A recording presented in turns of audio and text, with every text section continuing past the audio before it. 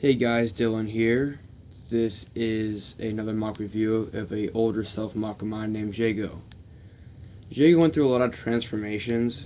He was made from pretty much just a 1 pound lot and was absolute garbage.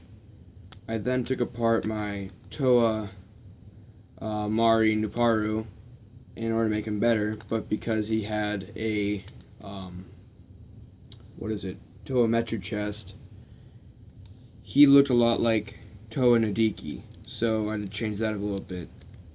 So I gave him a custom chest, and it wasn't really the best, so I had to upgrade it, but, it didn't, look right with his body, because he had, this really, awkward, bulky chest, and then, thinner arms and everything like that, because he just used his straight-up, bionicle arms. It was, nothing custom or nothing, perfect. And he was a Toa of Stealth, so, I was thinking, it had to be something more agile.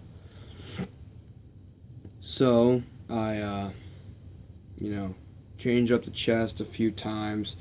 I didn't really come across anything that I really liked, so I eventually then used it, and I was pretty happy with it.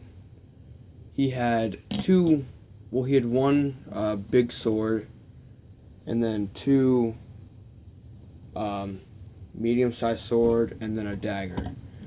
But it was kind of hard for him to carry all that around, so I made him a really sweet board that I might try to bring back.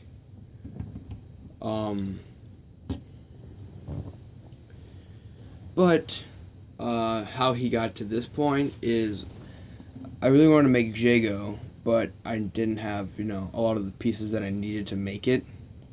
So then a friend of mine on Instagram, Unity_mocks, we did a parts trade, and that's how I got most of the pieces to make him now. Credits, speaking of Unity mocks, the forearms are his, the lower legs are Fenric's, and the the chest is Kyler Nuva, yet again. Let me see. He's a Toa Stealth. He's sort of a Toa Stealth. He went kind of rogue ever since he kind of died. His death is kind of hard to explain, but we don't really need to worry about that. But he's kind of angry at the people that kind of replaced him and his group of friends. So he's out to kill people like Mir and Zeke.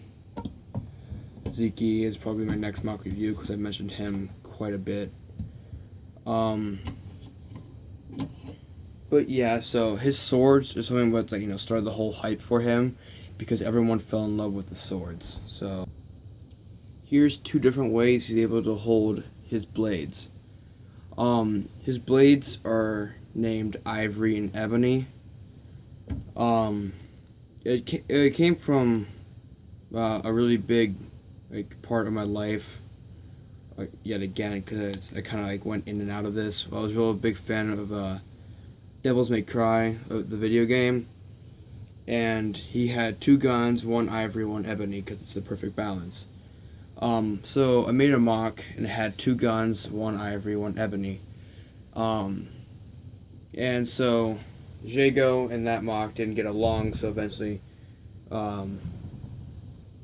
he had the one mock killed, and he took the guns and made them, melted them down and made them into swords, along with other metals, because these are pretty big swords.